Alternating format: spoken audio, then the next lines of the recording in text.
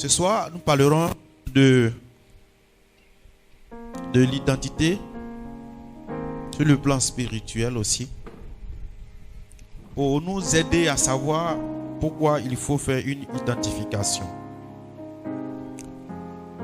Ce n'est pas un recensement en tant que tel, mais c'est un diagnostic. C'est d'un diagnostic que nous allons parler. Vous voyez, chacun de nous ici est déjà allé à l'hôpital. Et quand nous allons à l'hôpital, nous nous trouvons en face d'un médecin, nous nous trouvons en face d'un infirmier qui nous reçoit et on lui décrit notre souffrance, le mal que nous ressentons quand nous sommes en face de lui. Et c'est à lui, selon les études qu'il a faites, de pouvoir nous dire que nous souffrons de telle maladie. Amen. Alors, si la maladie est identifiée, ainsi on peut lui appliquer un traitement qui va nous permettre d'avoir quoi? La guérison. Mais avant que on puisse déterminer de quel mal tu souffres, il faille qu'il y ait un examen. On va t'ausculter, dans le terme, on va t'examiner le plus simplement possible pour que nous comprenions. On va t'examiner. Amen. Alors, c'est cette consultation entre toi et le médecin qui fait souvent appel aussi à d'autres personnes qu'on appelle un processus d'identification, dans d'autres termes, mais qui va permettre à la fin d'identifier, de savoir de quoi tu souffres exactement. Quand nous avons le résultat exact de ton mal, ainsi, comme je l'ai dit tout à l'heure, un traitement approprié est appliqué et la guérison est. Amen. Aujourd'hui, il y a des maladies qui se ressemblent à leur commencement.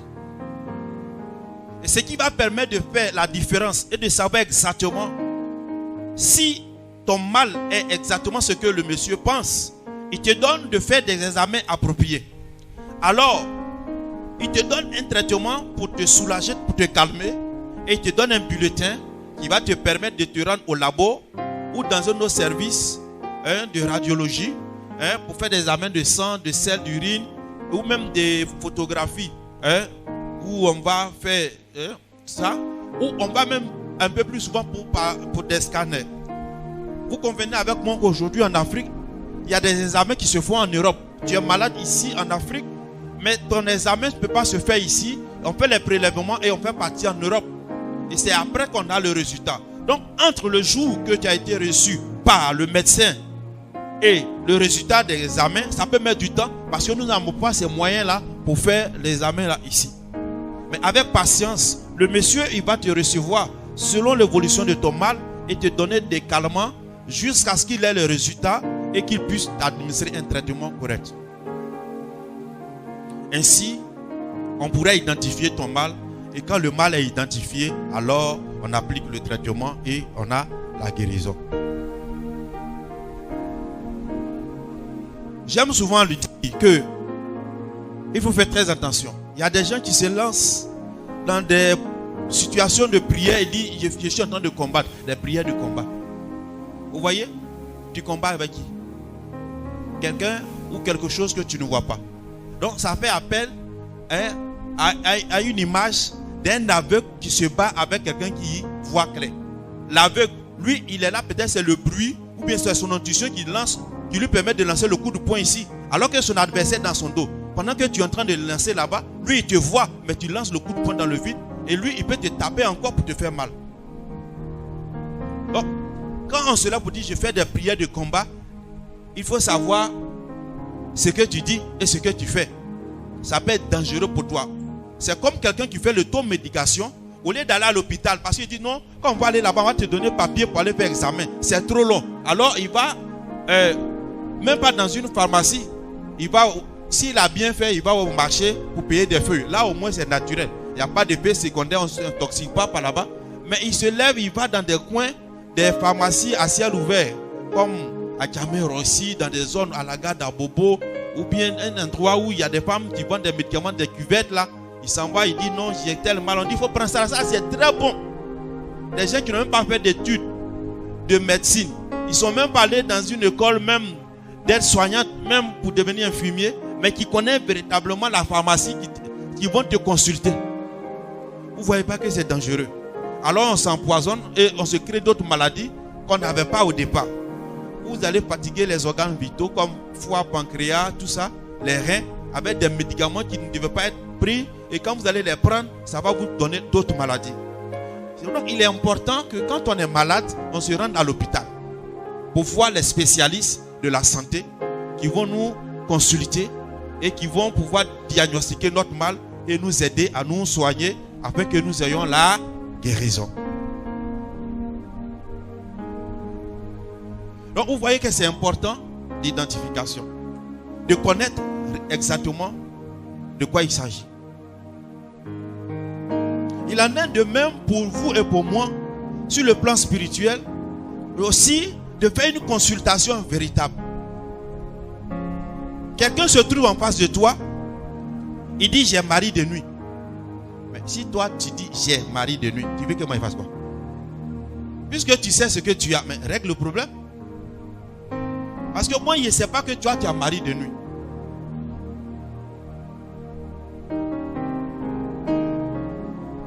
Alors, lorsque vous vous retrouvez devant un prêtre, vous vous retrouvez devant un guide spirituel, expliquez le phénomène que vous vivez.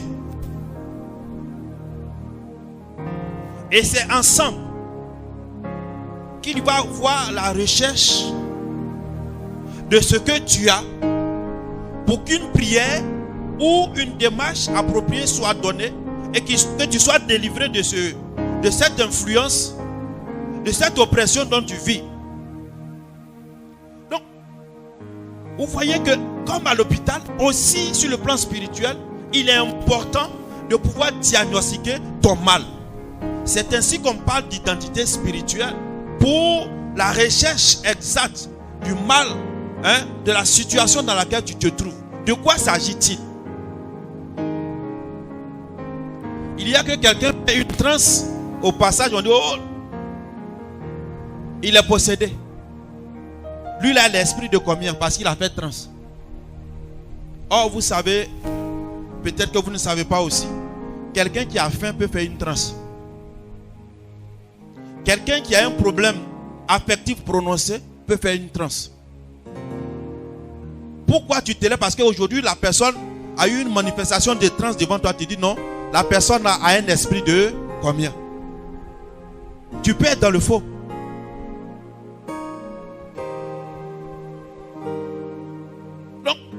Une rencontre, deux rencontres, trois rencontres va permettre de situer les choses clairement pour que on puisse faire une prière adaptée à ta situation. Parce qu'avec Dieu, c'est aussi précis. Avec Dieu, c'est la précision. Ce n'est pas d'essayer de voir. Il dit, demandez, vous recevrez. Cherchez, vous trouverez. Pourquoi ne pas lui demander, mon frère qui est devant moi là, à quoi? Déjà lui posant des questions, on peut fouiller avec lui pour savoir de quoi s'agit-il. Chercher l'origine de cela. Et ainsi on pourrait aider le frère ou la soeur qui est en face de nous. Que des personnes qui viennent.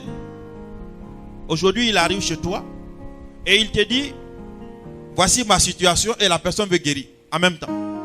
Ce n'est pas le miraculeux que je suis. Souvent même, le problème qu'ils viennent te raconter est plus vieux que leur grand-père. Et ce grand-père qui est moi, ça fait combien d'années, je ne sais pas.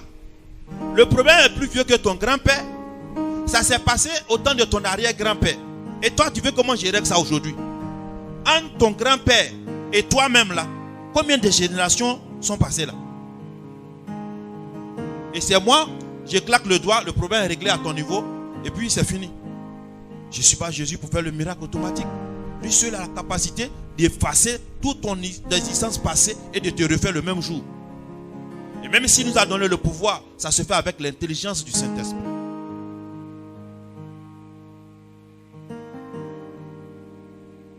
Je parle parce que ce soir, je veux nous amener, nous tous, à pouvoir faire la démarche exacte pour avoir les résultats exacts.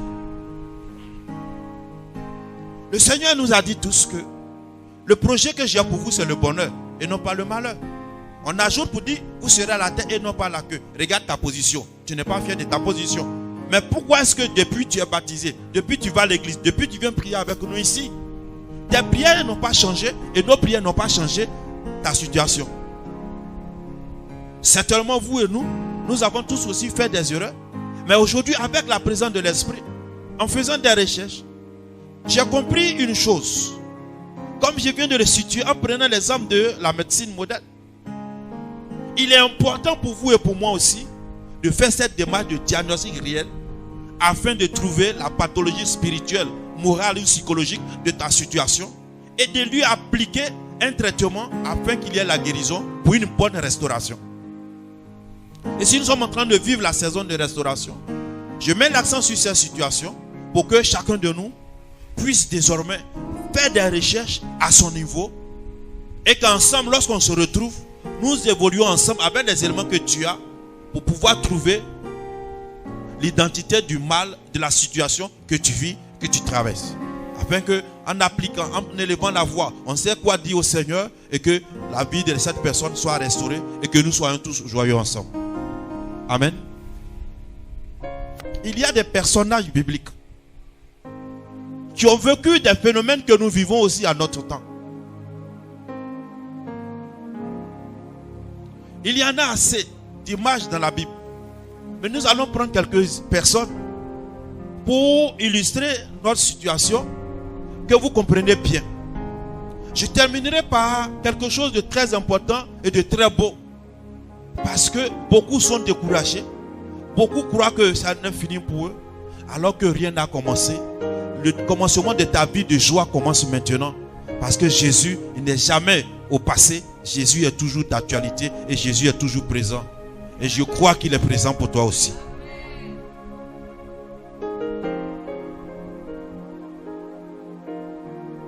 Il y a dans la Bible, dans le livre des Chroniques, un monsieur qu'on appelle Jabès. Jabès était aimé par sa maman et lui a donné ce nom Jabès. Parce qu'elle a eu des difficultés pour le mettre au monde. Donc elle lui a donné ce nom pour dire, je l'ai eu dans la douleur, dans la souffrance. En souvenir de sa situation qu'elle a vécue. Mais elle avait un amour très prononcé pour Jabès par rapport aux autres enfants. Mais qu'est-ce qui se passe? La situation de ce monsieur était toujours difficile. Il avait beaucoup de difficultés à se réaliser. Et ce monsieur va commencer à rentrer dans l'intimité avec Dieu et prier parce que il voulait que Dieu change sa situation. Il voit aussi que la situation de sa vie n'est pas aussi, de sa famille aussi n'est pas aussi correcte. Alors ses recherches vont l'amener à comprendre que le nom qu'il porte n'est pas bon. Ça veut dire souffrance, ça veut dire désolation. Il comprend pourquoi sa vie est difficile. Donc l'impact de son nom là était une condamnation déjà pour lui. Alors il va supplier Dieu. Et on peut lire ça dans 2 Chroniques, chapitre 4, versets 9 et 10.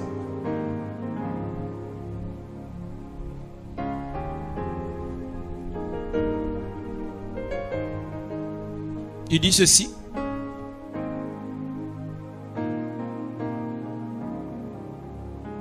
Jabès était le plus honoré que ses frères.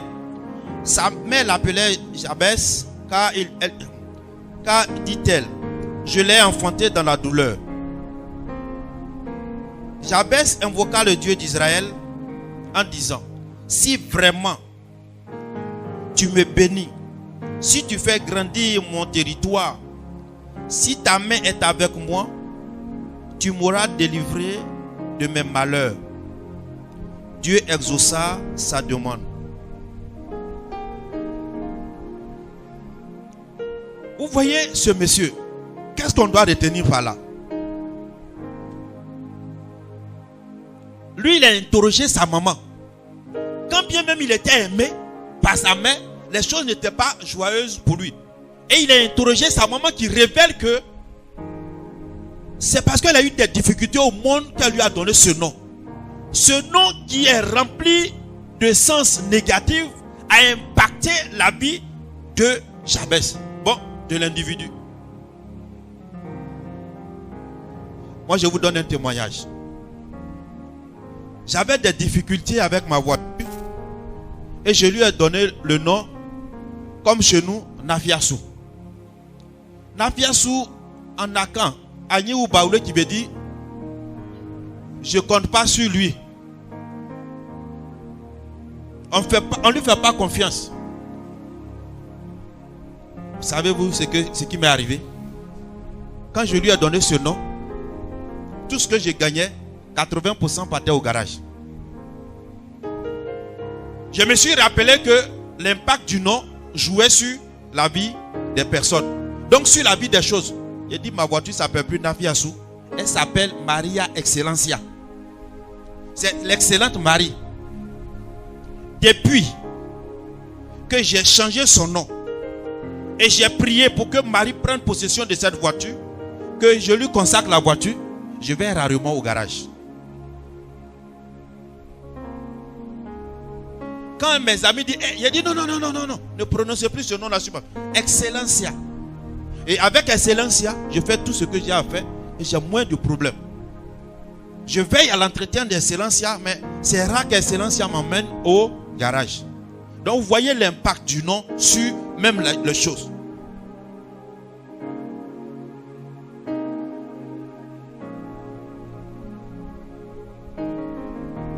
Amen.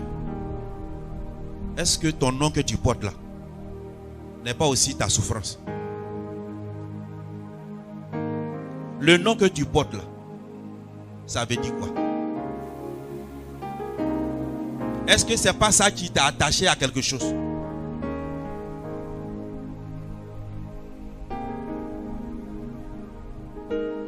On parle d'identité spirituelle, mais il y a l'identité physique.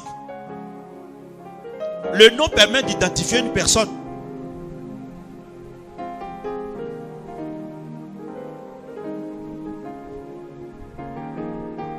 Chacun de nous est appelé à faire des recherches. Quand le monsieur Jabez, il a vu que sa vie n'était pas bien. Comment les gens réussissent et puis moi je suis là. Pourtant j'adore Dieu, je prie Dieu. Il dit Seigneur, voici ma situation. Je suis là dans le désarroi, ça ne va pas. Chaque jour c'est moi qui subis les échecs. Le désespoir est en moi. Mais je veux que les choses changent. Et c'est comme ça qu'il adresse la prière au Seigneur que je viens de lire.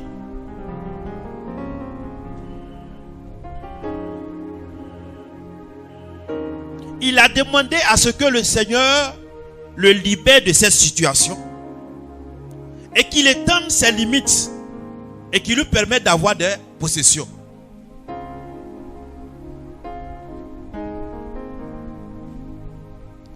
C'est notre quotidien dans nos prières. On veut réussir. On veut se réaliser. On veut posséder. C'est ce que Jabez a demandé. Et il a demandé que la main de Dieu soit toujours sur lui désormais, ainsi que ses entreprises, la sécurité.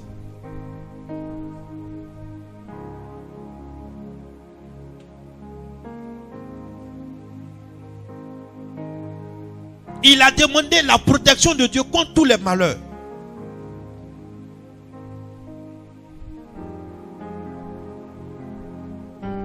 On demande, mais on ne cherche pas à détruire la cause fondamentale.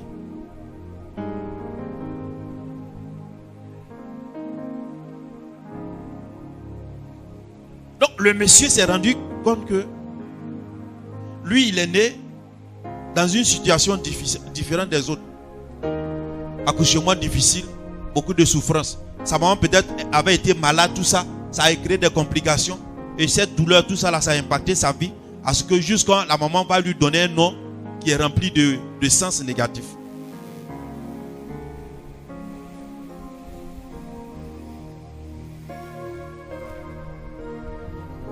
Chacun de nous doit comprendre qu'il y a une démarche à faire.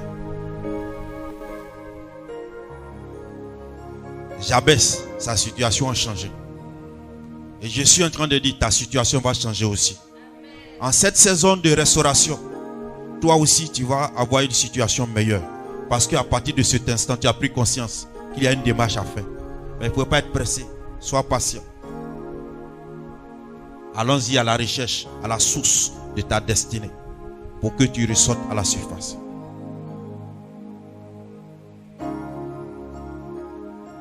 Vous voyez ce monsieur qui a donné son nom au peuple de Dieu, le peuple d'Israël, il s'appelait Jacob. Et on connaissait la vie de Jacob avant que son nom ne soit changé. Jacob, qui était des enfants d'Abraham, de sa descendance là. Mais tout le monde connaît, c'était un bon doubleur. Il trompait les gens, il escroquait les gens, mais dans ça il réussissait. Mais il n'était pas heureux lui-même. Il a réfléchi, il dit, il faut que ma situation change. Comment moi je suis enfant de Dieu et puis ma situation est bizarre comme ça. Jacob va prendre un temps de retraite et de prière pour parler avec Dieu, pour inviter Dieu dans sa vie, pour que sa situation se normalise. Il veut qu'il ait une situation confortable, normale. Jacob dit, ce nom que je porte, la vie que je mène, ce n'est pas une bonne vie.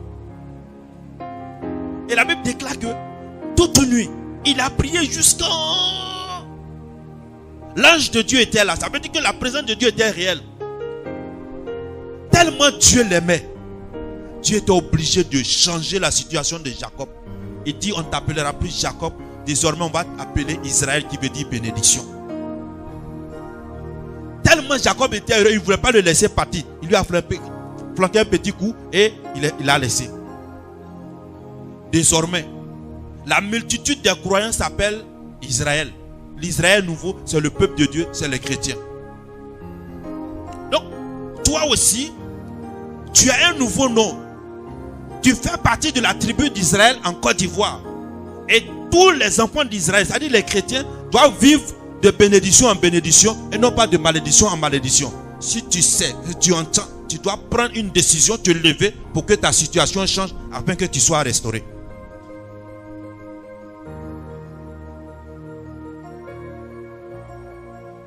Regardez cette sœur-là, qui est décrite comme une très belle femme, courageuse. Quand tu la vois tout de suite, tu dis c'est ça je veux. Mais à cause d'elle, il y a 7 personnes qui sont mortes. Tout le monde la voulait pour épouse, parce qu'elle avait toutes les valeurs, toutes les qualités, mais il y avait un problème dans sa vie. Le problème est que chaque fois qu'on la mariait, le lendemain des nuits de noces, on t'enterrait. Elle avait un vilain esprit en elle qui tuait les gens. Sa famille ne savait pas quoi faire. Jusqu'au dernier cas. Celui qui a la révélation. Celui qui vit avec la présence et l'esprit de Dieu. Tobie. Qui a marché avec l'archange et pour aller en mission dans cette famille. Après le mariage, le papa de Sarah, il ne s'est même pas fait prier. Il a donné des ordres déjà pour creuser la tombe de Tobie. Parce que pour lui, c'est la résignation. Sa fille allait tuer encore.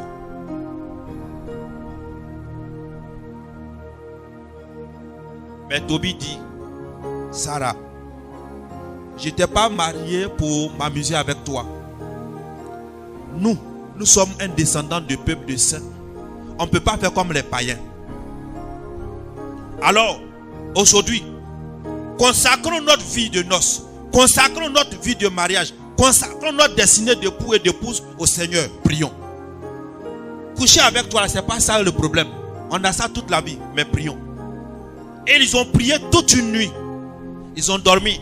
Le matin, le papa a réveillé les gars pour aller chercher cadavre pour aller enterrer avant que les gens ne soient au courant. Le matin, ils sortent bien. Voici garçon. Ah, lui n'est pas mort. Le deuxième jour, ils vont se mettre à prier encore. Il se réveille. Dieu était avec lui. Dieu lui donne la révélation. L'archange était avec lui, lui avait donné de garder le foie du poisson qui les avait tués. Et c'est ce foie-là qui était devenu un poison mortel. Lorsqu'on a brûlé, la fumée a chassé le démon qui était dans la vie de Sarah et qu'elle soit délivrée totalement. Quand ça a été fait, ils se sont unis de chair. Ainsi, ils ont vécu. Sarah était délivrée. Tobi n'a pas été affecté, il n'est pas mort. Et c'était une nouvelle vie pour cette famille où il y a eu la restauration de la vie de Sarah qui a restauré la vie de son père et de sa mère parce qu'eux, ils n'ont plus endeuillé quelqu'un. Bien-aimés frères et sœurs, lorsque souvent on nous dit de nous méfier dans les rapports sexuels désordonnés, d'adultère ou de fornication, on peut détruire notre vie par notre propre faute à cause de nos désirs. Le monsieur que tu t'en vas rencontrer là, tu ne le connais pas, mais tu as un besoin d'argent. L'esprit de cupidité va t'envoyer dans la mort. À cause du matériel, à cause du bien-être, tu vas te lever. Tu ne connais même pas un individu. Il vient te draguer aujourd'hui, tu tombes amoureux de lui. Le même jour, après avoir mangé un poisson mort ou bien un poulet mort, il va te manger aussi. Quelle est ta valeur entre toi, le poulet et le poisson? Ainsi, tu peux mourir. Cette mort peut ne pas être physique comme ceux d'autrefois, mais il va y avoir une mort dans tes affaires. Désormais, tout devient difficile pour toi. Difficile pour la fille ou difficile pour le garçon. Parce que l'homme, la fille que tu vas avec elle, tu ne sais pas quelle est son identité. Y a-t-il des démons dans sa vie qui vont te détruire tes activités? Oui ou non, tu ne sais pas. Mais toi, à cause d'un plaisir, tu vas plonger dedans. Quand tu ressors, tu es noyé. Et toutes tes affaires commencent à dégringoler, tu ne sais pas pourquoi. Tu commences à lorgner une tante à qui tu as refusé de l'argent, un oncle à qui tu as refusé de l'argent, tu accuses les gens au village, pourtant toi-même tu es le premier sorcier de ta vie. Quand tu partais avec la fille là, est-ce que tu savais ce qu'elle était? De quoi sa vie est remplie? Ou quand tu partais avec cet homme, tu ne savais pas que lui il allait te rendre malade.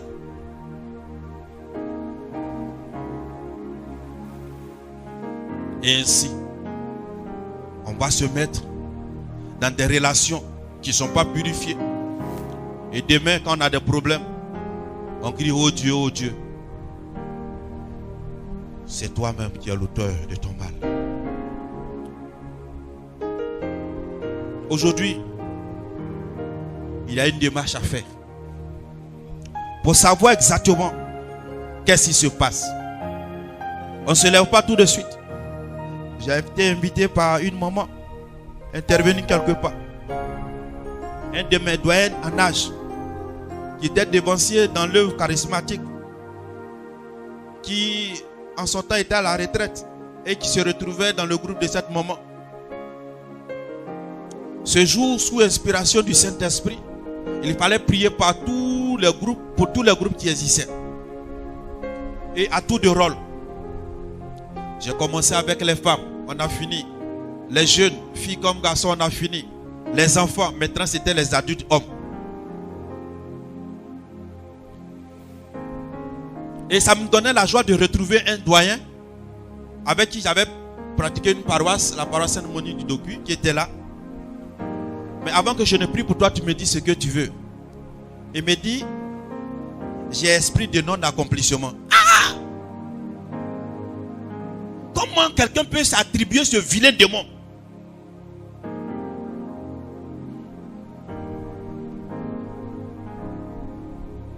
C'est ce qu'il a dit. Je lui ai dit, bon, mets-toi à côté d'abord. Parce que je n'ai pas pris sa prière pour venir. Les autres qui venaient, qui expliquaient leur phénomène, je priais pour eux. Les gens se demandaient pourquoi j'ai mis le gars de côté. Et j'ai fait un coup. L'esprit de non-accomplissement, quand il est établi dans ta vie, ça veut dire rien ne s'accomplit. Aucune prophétie ne va s'accomplir sur ta vie tout ce que tu entreprends aussi ne connaîtra pas son terme, ça va échouer. Et puis tu confesses comme ça que j'ai. Il dit j'ai. Ça veut dire que c'est ta possession, c'est pour toi. S'il disait, il paraît que, on dirait que c'est un esprit de non. Il me dit comme ça, tout calmement, avec sérénité, que j'ai esprit de non d'accomplissement. Mais tu as la solution de ton problème. Si toi tu l'as identifié. Je l'ai amené à comprendre que souvent, vos manières de parler nous condamnent.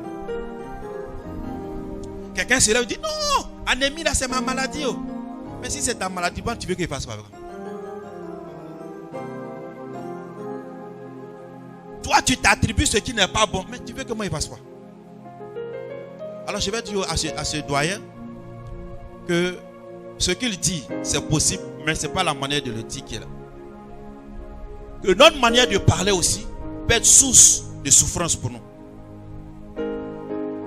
J'ai vu ces larmes couler. Quand il a dit, je te bénis Seigneur, l'esprit est descendu sur lui. Le monsieur est tombé dans un sommeil profond.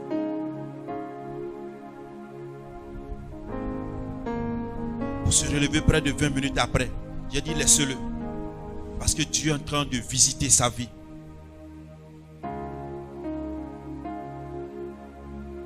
Qu'il en soit ici pour vous. Que l'Esprit de Dieu vienne te visiter pour mieux te restaurer. Des prières de délivrance ont été faites déjà pour vous. Des prières d'exorcisme ont été faites pour vous. Mais la situation n'a pas changé parce que vous n'avez rien compris. Il y a des choses qu'il faut rejeter. Il y a des choses auxquelles il faut renoncer. Il y a des manières de vivre nouvelles qu'il faut avoir pour que nous maintenions notre vie de bénédiction et soyons restaurés à jamais par Jésus. J'en parle ce soir. C'est pour donner espoir et espérance à tout un chacun. Parce que les promesses de Dieu sur ta vie ne sont pas annulées. Les promesses de Dieu sur ta vie sont là. Ce qu'il a dit autrefois est d'actualité pour toi. Si des prophéties avaient été dites sur ta vie, ça a été reporté, mais ce n'est pas annulé. Elles vont s'activer cette année au nom de Jésus. Et je veux que tes prophéties s'activent maintenant. Parce que le temps de la restauration, c'est pour toi, au nom de Jésus. Il est écrit ceci et je lis pour vous. Venez, crions de joie pour le Seigneur. Acclamons le rocher qui nous sauve. Présentons-nous devant lui en rendant grâce. Acclamons-le avec des hymnes, car le Seigneur est le grand Dieu. Le grand roi au-dessus de tous les dieux. Il tient dans sa main le gouffre de la terre. Les crêtes des montagnes sont à lui. À lui la mer, c'est lui qui l'a faite. Et les continents que ses mains ont formés. Entrons, allons nous incliner. Prosternons-nous à genoux devant le Seigneur qui nous a fait, car il est notre Dieu. Nous sommes le peuple qu'il fait paître, le troupeau qu'il garde. Aujourd'hui, pourvu que vous obéissez à sa voix, n'endurcissez pas votre cœur, comme à Mériba, comme au jour de Massa dans le désert, où vos pères m'ont défié et mis à l'épreuve, alors qu'ils m'avaient vu à l'œuvre. Pendant 40 ans, cette génération m'a écœuré. Et j'ai dit, c'est un peuple à l'esprit égaré. Ils ne connaissent pas mes chemins. Alors dans ma colère, je les jurai. Non, ils n'entreront pas dans mon lieu de repos. Amen. Cette histoire se rapporte au peuple de Dieu juste après la sortie d'Égypte. Voici des gens qui ont souffert plus de 6 ans. Ils ont pleuré, gémi. Et le Seigneur est venu à leur secours. À leur sortie d'Égypte, ils étaient poursuivis devant la mer Rouge. Dieu permet que Moïse fend l'eau et que le peuple traverse à pied sec. Mais ils avaient murmuré, manifestant leur crainte à Moïse pour dire non, là-bas on était en paix, mais regarde, ils viennent encore pour nous prendre ici, on va mourir dans le désert, c'est pas normal. Moïse, dans la présence de Dieu, leur dit, ce que vous voyez aujourd'hui, demain vous ne les reverrez plus. Ainsi, quand ils ont traversé tous, Pharaon et son armée étaient au milieu de l'eau. quand Moïse a mis pied sur terre, l'eau les a engloutis et ils sont tous morts.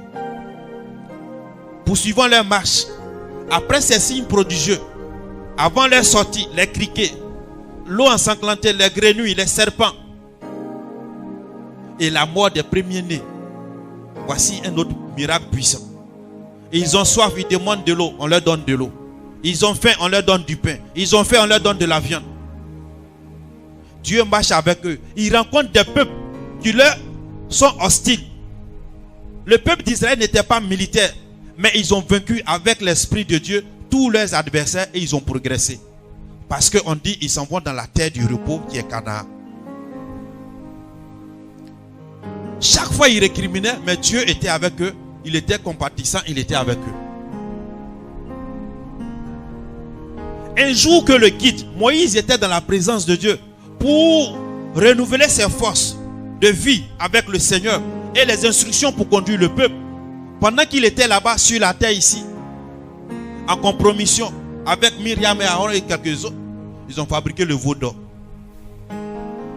pour irriter encore davantage le Seigneur. C'est pourquoi il dit, ne faites pas comme vos ancêtres qui me mettaient à l'épreuve alors qu'ils me voyaient agir.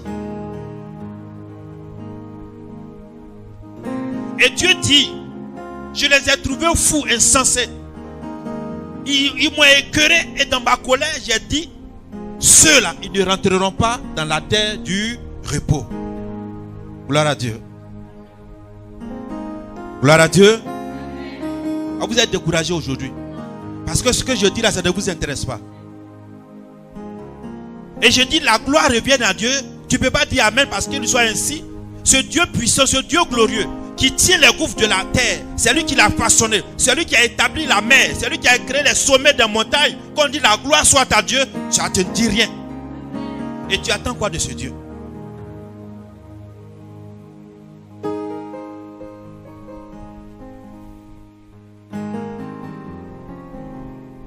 Chemin faisant, Dieu dit, dans ma colère, dans la colère de Dieu, il a juré que ce peuple-là n'entrera pas dans le royaume, dans la terre du repos. C'est-à-dire qu'ils ne vont pas voir Canaan. Moïse a plaidé, mais ils sont restés là tourbillonnés dans le désert. Au lieu de 40 jours, ils ont fait 40 ans. Et c'est pendant ces 40 ans-là, tous les anciens, ceux qui récriminaient sont tous morts, les enterrés dans le désert. D'autres enfants sont nés, ils avaient 40 ans déjà. C'est un peuple régénéré, un peuple rajeuni, un peuple vigoureux dont fait partie Josué qui a conduit le reste, les quelques anciens qui sont restés fidèles dans la terre promise.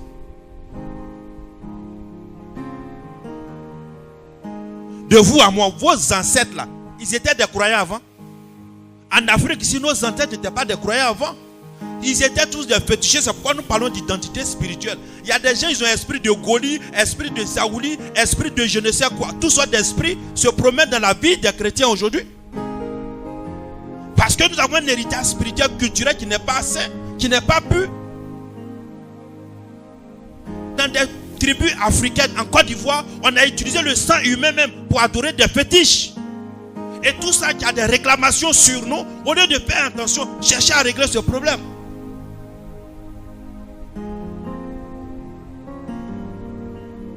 Aujourd'hui, lorsqu'on parle des ancêtres, vous tous qui êtes ici baptisés ou pas, qui avez entendu la voix de Jésus, vous avez entendu le nom de Jésus, c'est parce que vous êtes là que vous dites, vous demandez la faveur de Dieu.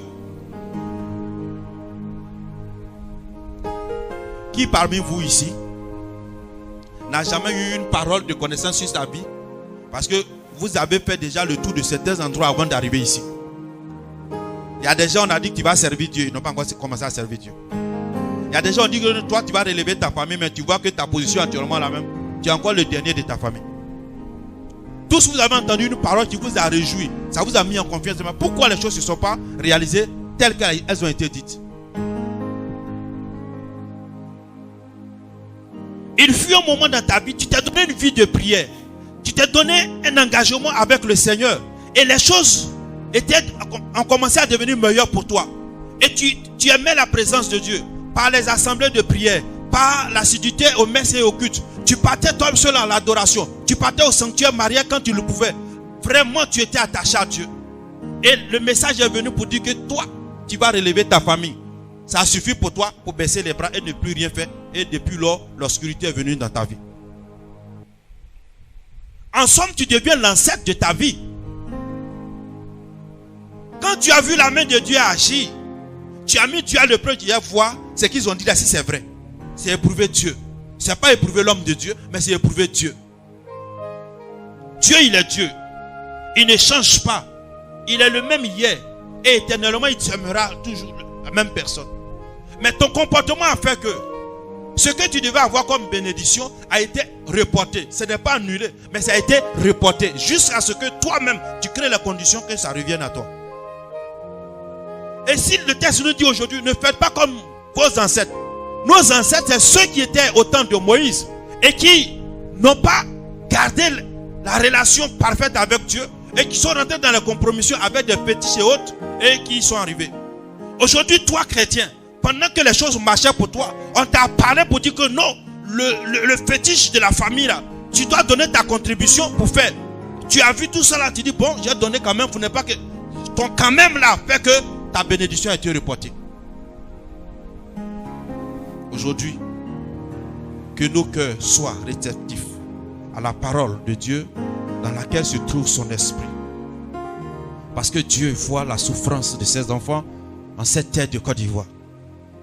Dieu voit la souffrance des chrétiens dans son église. Et Dieu dit, j'ai amorcé un autre processus pour toi. Mais ne fais pas comme ce que tu as fait avant. Et qui a fait que je t'ai empêché de rentrer dans ton repos dans la période prévue. La terre de repos pour toi, c'est la bénédiction du temps. Il ne faudrait pas que tu vieillisses sans entrer dans tes bénédictions progressivement avec l'évolution de ton âge. Il faille qu'aujourd'hui tu fasses attention et que ce que Dieu a dit sur ta vie, le bonheur et non pas le malheur, s'attache et se matérialise dans ta vie. Gloire à Dieu. Tu n'es pas fatigué de souffrir. Expérimente Dieu autrement. Expérimente Dieu autrement. Rien n'est perdu pour toi. Rien n'est tard pour toi. La faveur de Dieu est pour toi. La faveur de Dieu est pour tout le monde. Blanc ou noir. La faveur de Dieu est la même. Et les faveurs de Dieu se renouvellent pour tous ceux qui le craignent. Tu étais un droit d'avoir le travail. Tu n'as pas compris pourquoi. Le monsieur, il avait pris toutes les dispositions pour t'épouser. Mais il t'a laissé les partir. Il y a quelque chose qui a joué en ta défaveur. C'est pourquoi ensemble, nous allons chercher à identifier réellement chaque personne sur le plan spirituel pour administrer les traitements spirituels qu'il faut au nom de Jésus. Le premier traitement que j'ai, c'était t'inviter à faire l'effort d'être dans la présence de Dieu, surtout à suivre les célébrations eucharistiques. Le dimanche, c'est confinement. Mais en semaine, il y a de messe matin et la messe le soir. Si tu n'as pas pu faire matin, tu peux faire ça le soir. Ça, déjà, je t'invite à ça. Le temps qu'on arrive à trouver la solution finale. Mais je crois, malgré toutes les prières que nous aurons à faire, il y aura une demande de messe pour tout boucler.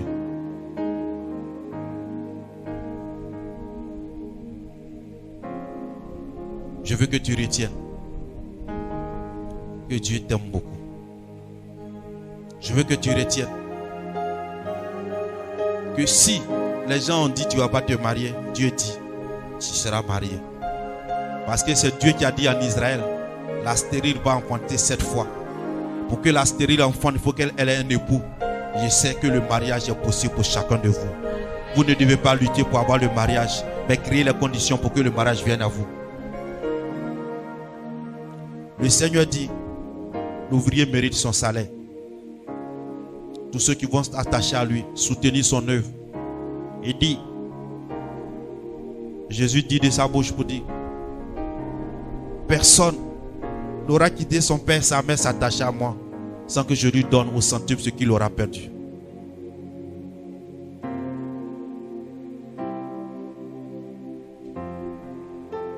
Les ouvriers de la première heure ont le même salaire que les ouvriers de la dernière heure. Ne pense pas que tu es assez vieux pour servir Dieu. n'y a pas un âge.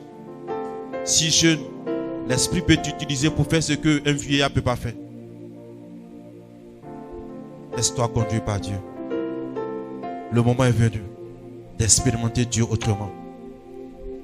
Tu es en train de traverser des moments difficiles, c'est vrai. Tu n'arrives pas à dormir. Tu traverses des moments difficiles sur le plan financier, sur le plan professionnel.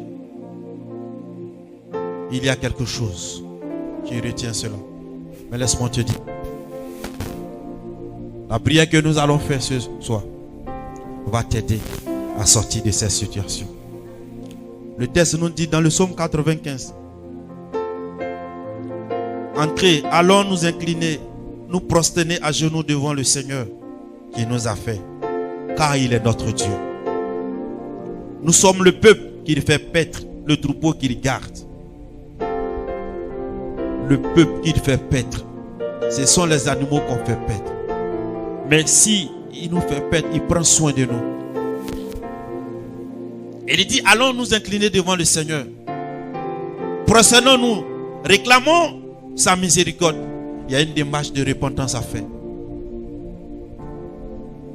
Il y a une démarche de repentance à faire. Pour que la miséricorde vienne effacer beaucoup de choses dans nos vies. Je te supplie, durant toute cette semaine, je vais t'inviter à fouiller ta vie, à implorer Dieu, à implorer son pardon pour toi, pour ta famille, mais aussi pour notre pays, la Côte d'Ivoire. Implorer Dieu pour le pardon des erreurs des hommes de Dieu et de l'Église. Nous tous, ça s'impose à nous sans exception pour la démarche. Nous allons prier pour la libération et la restauration de la Côte d'Ivoire. Nous allons prier pour la libération et la restauration des familles. Nous allons prier pour la restauration et la libération des personnes. Et vous qui venez ici, nous aurons des séances en petits groupes de 5-6 avec vous. C'est-à-dire respect des barrières sanitaires oblige.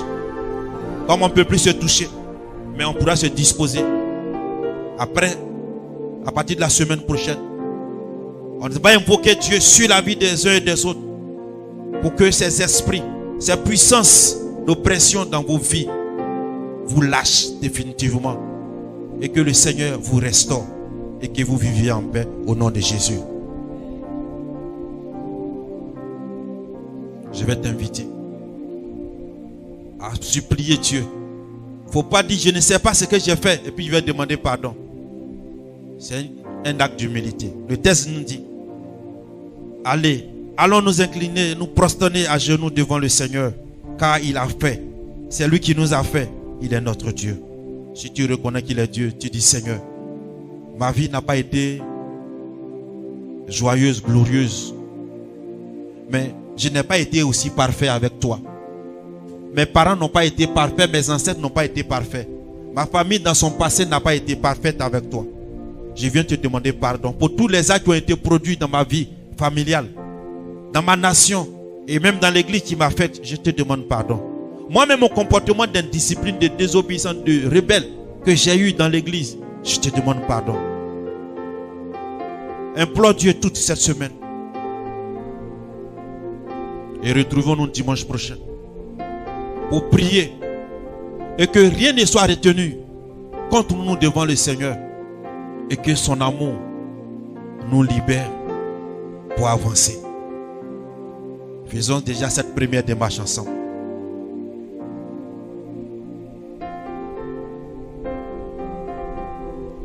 Quand tu pries, invoque le sang de Jésus comme couverture.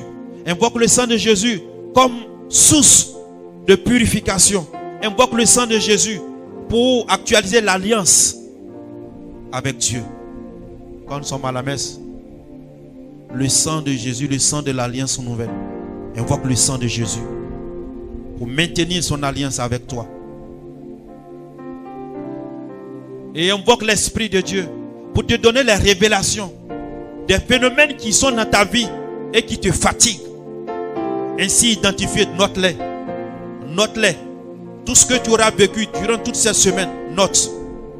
Ce que l'Esprit de Dieu va te révéler, note. Quand nous allons nous retrouver, on va échanger. Le jour où tu seras de programme pour prier, tu viens avec ton document. Et nous allons prier contre ces esprits que le Seigneur t'aura révélés.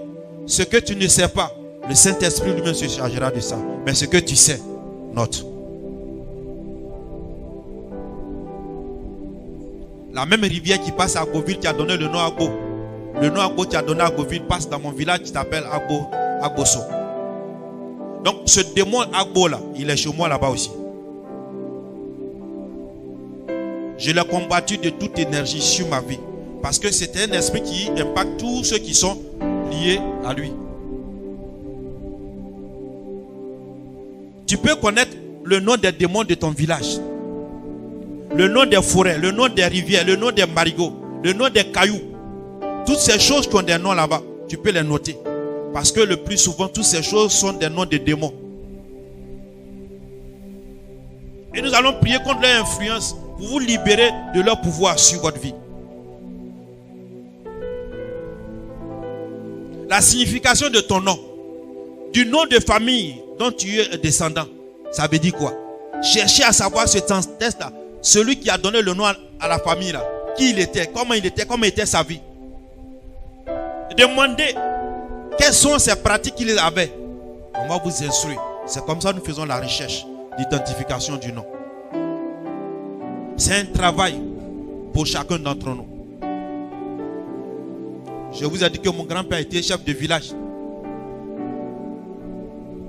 C'est lui qui donnait autorisation pour adorer forêt, fétiches, rivières, marigots. Sans compter ses fétiches à lui et les fétiches de famille. Si tu ne sais pas comment tu vas orienter tes prières. C'est comme ça. Depuis des années, nous nous levons dans la prière contre toutes ces puissances qui sont dans nos familles pour pouvoir avoir la paix. Mais il y a des maladies qui sont dans ta famille. Il faut les noter parce que c'est un esprit qui agit au travers de cette maladie dans le corps des personnes, des membres de cette famille. Toi, tu peux mettre fin à l'évolution de ce mal-là dans ta vie et dans la vie des autres membres de ta famille.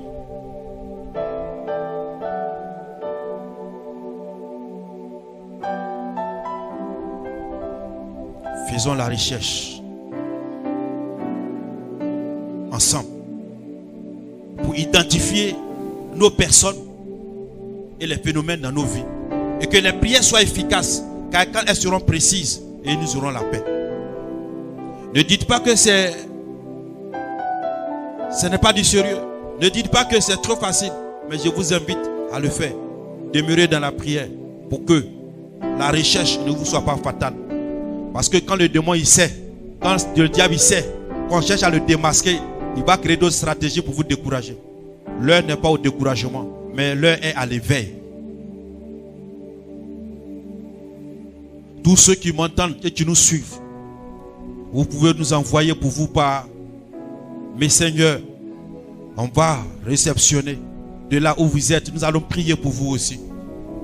Faites des recherches sur vos vies et notez ce que vous savez.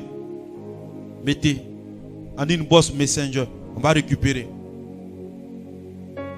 Ou bien par WhatsApp au 07 07 09 21. On va récupérer. On va vous appeler. Vous serez connectés quand nous allons prier pour vous ce jour-là.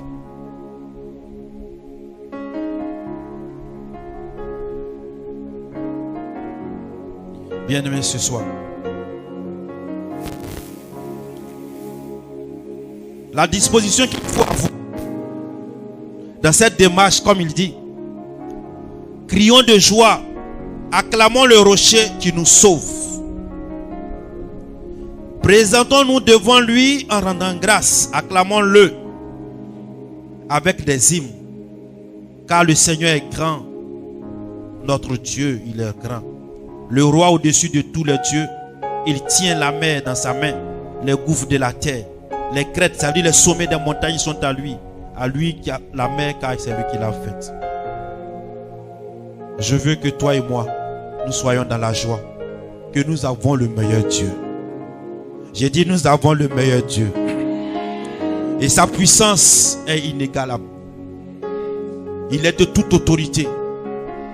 Et quand nous avons ce Dieu avec nous, celui qui a créé le ciel, la terre et tout ce qu'il contient, de quoi avons-nous peur? De qui aurais-je nous craindre? Lui qui nous guide sur les verts pâturages, qui veille sur nous, comme le berger veille sur ses troupeaux. Il est le bon berger, Jésus. Je veux que tu l'acclames de toute énergie ce soir, parce que ta situation va changer.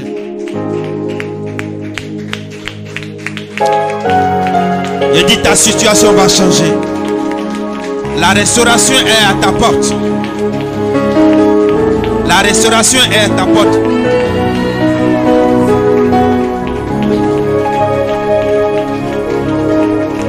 Il y a ce cantique-là qui me vient.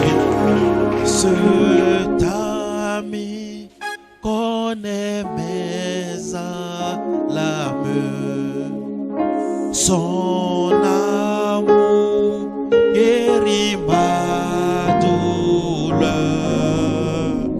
Sa main est sur toutes mes larmes. Pour sauver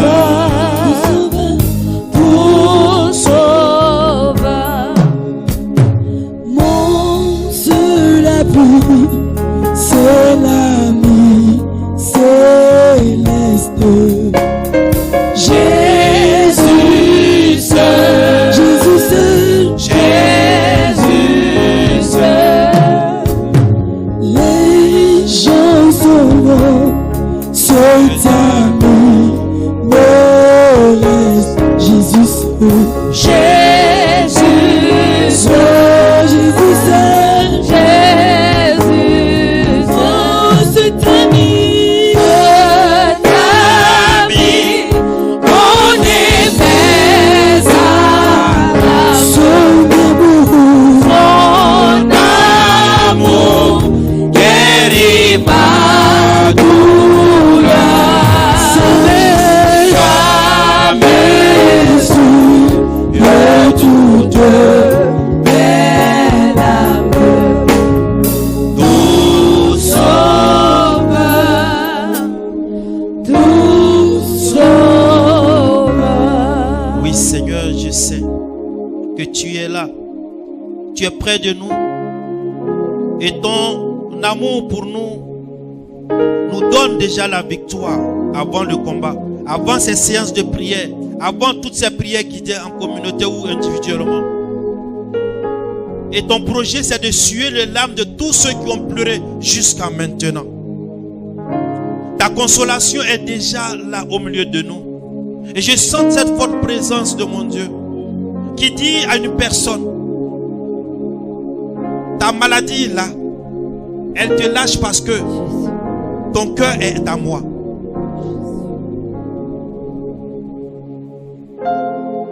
Il dit, contemple-moi et adore-moi seulement.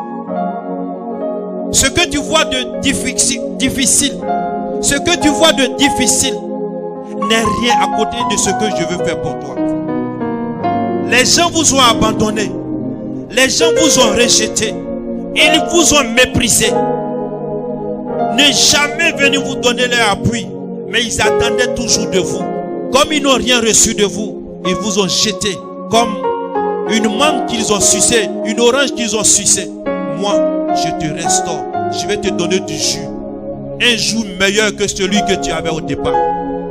Le vin nouveau va abonder dans ta vie parce que je vais transformer tes larmes en joie, tes douleurs en allégresse profonde.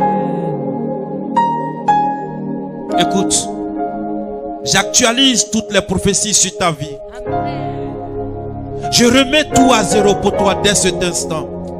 Oh, je te bénis, Seigneur. Vous voyez, j'entends beaucoup de choses en ce moment.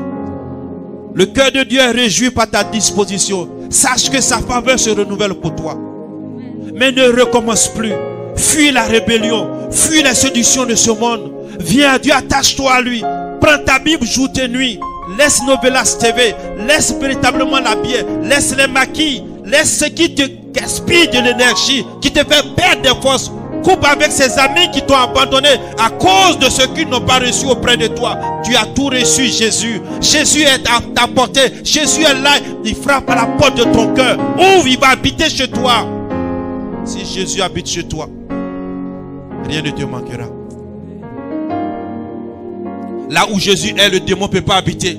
Laisse Jésus entrer dans ta vie. Il va chasser tous ces mauvais esprits de ta vie. Oh Seigneur, je te dis merci. Je vois que les cœurs sont à l'élan vers le Seigneur. Et le ciel qui s'ouvre maintenant va faire une alliance nouvelle avec toi. Je veux que tu chantes avec mon Dieu Tout-Puissant. Parce que tu reconnais qu'il est ton Dieu. Tu reconnais qu'il est ton Dieu. Et Dieu t'accepte comme son fils et son enfant. Il dit, autrefois je t'ai choisi, mais tu t'es éloigné de moi. Tu souffres, mais comme l'enfant produit tu viens. Aujourd'hui je t'accueille, je t'habille, je te donne l'alliance nouvelle. Je te donne le manteau du roi. Je te donne le manteau de la reine. Tu auras la couronne de victoire. Oh Seigneur, je te dis merci.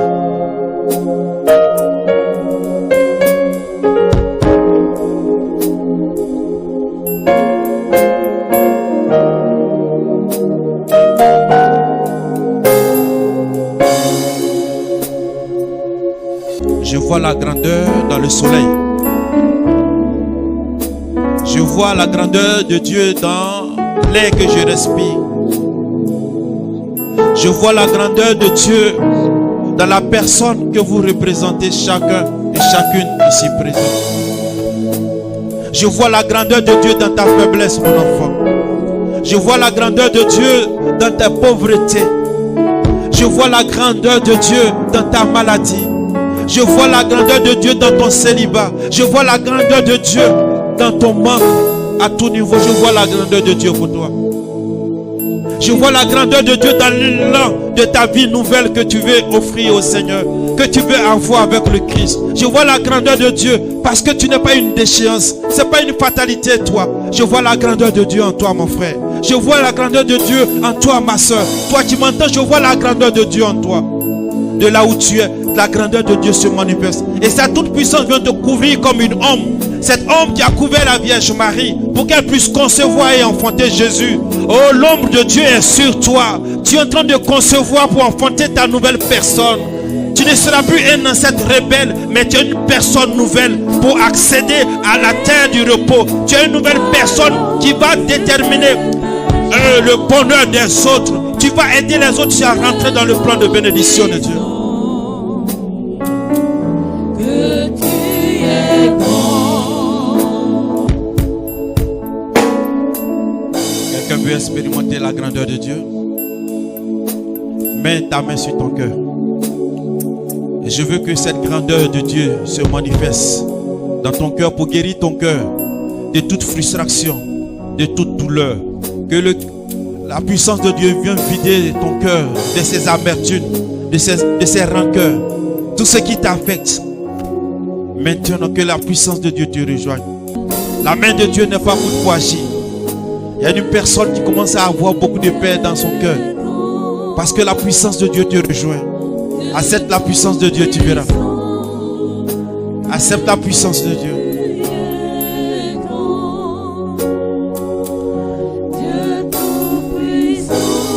Oh oui, Seigneur. Je te dis merci. Dieu Tout-Puissant, que tu es grand. On t'a humilié. Dieu Tout-Puissant est en train de te rendre grand. Il te relève. On t'a humilié. Il te relève. Regarde comment c'est beau ce que tu es en train de vivre. Regarde qu'est-ce que c'est beau. Il y a une soeur parmi nous ici qui est en extase parce qu'elle sent la puissance de Dieu dans sa vie. Il y a une paix profonde qu'elle vit. Elle sent dans son intérieur. Une paix profonde qu'elle ressent. Parce qu'elle a décidé de faire une démarche réelle de repentance. Elle ressent déjà le fruit de cette démarche. En ce moment que je parle, toi tu as l'impression que ton cœur va se déchirer. La puissance de Dieu te dit, vide ce cœur. Parce que Dieu veut habiter dedans. Vide ce cœur-là. Parce que Dieu veut habiter dedans. Vide ce cœur-là, s'il te plaît. Dieu veut habiter dans ce cœur. Dieu veut habiter dans ce cœur. J'ai dit, mon Dieu veut habiter dans ce cœur. Jésus veut venir établir sa demeure dans ton cœur. Ce temple lui appartient. Le royal lui appartient. Et le Dieu Tout-Puissant est là. Il frappe à la porte de ton cœur. Ouvre ton cœur. Ouvre cette porte. Dieu Tout-Puissant, que tu es grand. Je dis merci au Seigneur pour ce qu'il fait pour toi.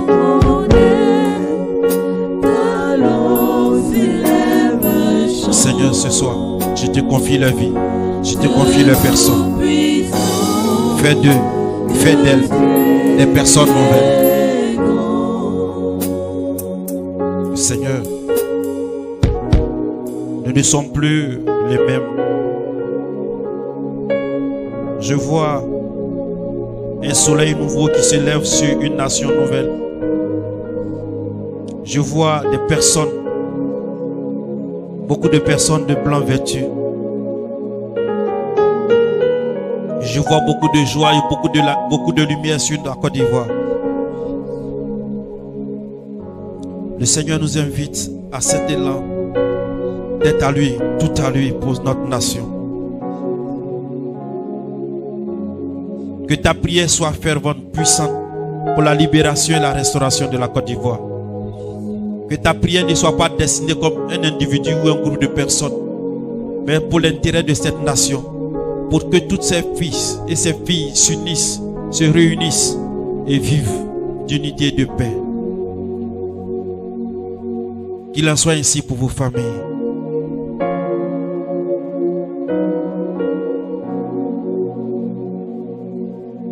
Ayez beaucoup de temps pour la prière. Gloire à Dieu. Gloire à Dieu. Gloire à Dieu. Que celui qui croit qu'il est dans la posture des restaurés acclame Jésus très très fort. Et que la puissance de Dieu te donne la libération. Je veux un cantique de victoire pour les enfants de Dieu. Je veux un cantique de victoire pour les enfants de Dieu. Que le Seigneur Dieu Tout-Puissant vous bénisse puissamment. Soyez bénis puissamment.